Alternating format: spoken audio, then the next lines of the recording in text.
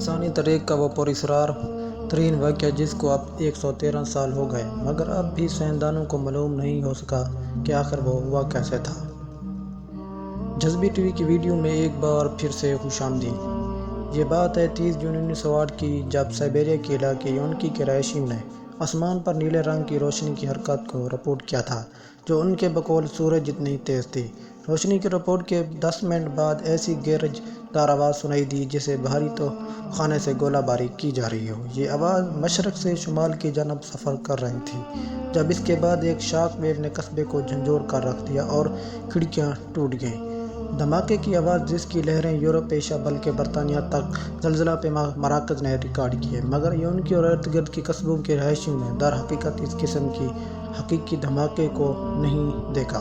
اس دھماکے کے بعد کئی دن تک ایشیا اور یورپ کے اوپر آسمان میں جگمجاہٹ کو دیکھا گیا جو برفانی ذرات بلندی پر بننے کا نتیجہ تھا جبکہ مختلف ممالک میں ماحولیاتی دباؤ میں تبدیلیاں دیکھی گئیں۔ اگرچہ دھماکہ تو کسی نے دیکھا نہیں مگر اس کے مقام کو ضرور دریافت کر لیا گیا جو مشرقی سائبیریا میں واقع تھا۔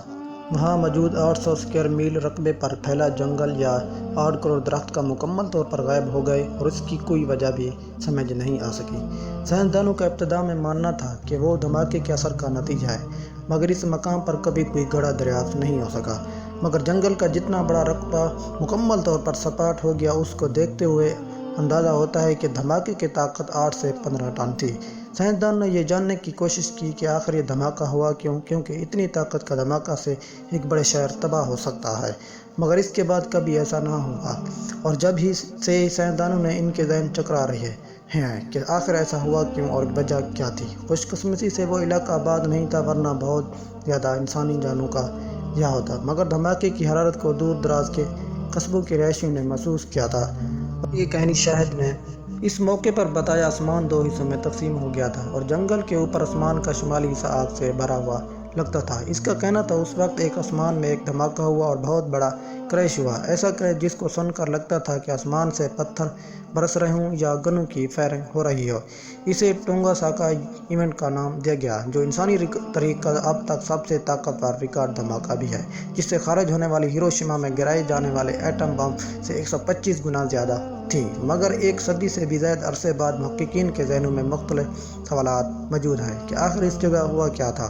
کچھ سائنسدانوں کا ماننا ہے کہ ایک سیارچہ اس دھماکے کی وجہ تھی مگر اتنے بڑے خلائی جسم کے شواہد اب تک دریافت نہیں ہو سکے۔ کچھ حلقوں کے خیال میں یہ آتش فشاں پھٹنے یا کان کنی کا کوئی حادثہ تھا مگر اس کے بعد بھی شواہد نہیں مل سکے۔ در حقیقت سائبیریا کی اس خطے کا موسم ڈرامائی قسم کا ہے جہاں موسم سرما کا دورانیہ بہت طویل ہوتا ہے جبکہ گرمی کا موسم بہت مختصر ہے جس کے باعث سطح میں ایسی تبدیلیاں آئیں جن نے اس جگہ کو ناقابل رہائش بنا دیا بلکہ وہاں پہنچنا ہی بہت مشکل ہے۔ جب دھماکہ ہوا تو کسی کو بھی تحقیق کے لیے وہاں جانے نہیں دیا گیا کیونکہ روسی حکام کو مختلف خدشات تھے۔ 1927 میں روس کی ایک تحقیقی ٹیم نے آخرکار اس جگہ کا دورہ کیا اور دریافت کیا کہ دھماکے کے لگ بھگ 20 سال بعد بھی وہاں ہونے والا نقصان ویسے کا ویسا تھا۔ اس ٹیم نے خیال ظاہر کیا کہ ایک خلائی جسم فضا میں پھٹا جس سے یہ نقصان ہوا مگر کوئی بھی گڑھا یا خلائی ذرات دریافت نہیں ہو سکے تو ٹیم نے یہ وضاحت کی کہ وہاں کا دلدلی خطہ اتنا زیادہ نرم تھا کہ اس قسم کا نقصان نہیں ہوا جبکہ تمام تر ملبہ اس کے اندر دفن ہو گیا مگر دلدلی حصے کی گہرائی میں کچھ بھی دریافت نہیں ہو سکا اور کچھ دہائیوں بعد روسی سائنسدانوں نے کہا کہ یہ کوئی شہاب ثاقب نہیں بلکہ دمدار ستارہ تھا جن کا زیادہ تر حصہ چٹانی نہیں بلکہ برف منبع ہوتا ہے۔ زمین کے ماحول پر ہونے والی تباہی کے بعد برف بخارات بن کر اڑ گئی مگر یہ خیال بھی درست ثابت نہیں ہو سکا تو پھر عجیب خیالات سامنے آئے جسے کسی خلائی مخلوق کا اسپیس کرافٹ اس مقام پر گر کر تباہ ہوا۔ 1958 میں محققین نے اس مقام سے سلیکٹ اور مقناطیسی پتھر کے ننھے ذرات کو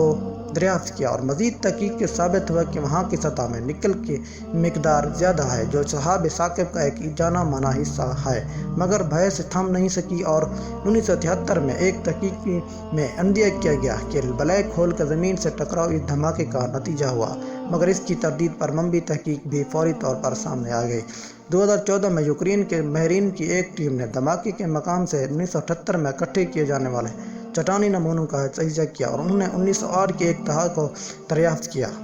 ماہرین نے کاربن منرل کے اثار دریافت کیے جو اس وقت تشکیل پاتا ہے جب کوئی شہاب ثاقب زمین سے ٹکراتا ہے، مگر یہ بھی واضح نتیجہ نہیں تھا، اور 2020 میں ایک تحقیق میں خیال ظاہر کیا گیا ایک بڑا آئرن شہاب ثاقب زمین کے اتنے قریب ہے کہ بہت بڑا شاک ویو پیدا کر سکے، مگر ٹکڑے ہوئے بغیر زمین کے پاس سے گزر گیا اور شاک ویو کا اثر اس خطے میں دیکھنے پر آیا۔ تو یہ واقعہ اب تک انسانی تاریخ کے چند پراسرار ترین واقعے میں سے ایک ایسا ہے جس پر اب تک تحقیق کا کام جاری ہے، اور آنے والے برسوں میں اس حوالے سے مزید تحقیقات سامنے آتے رہیں گے۔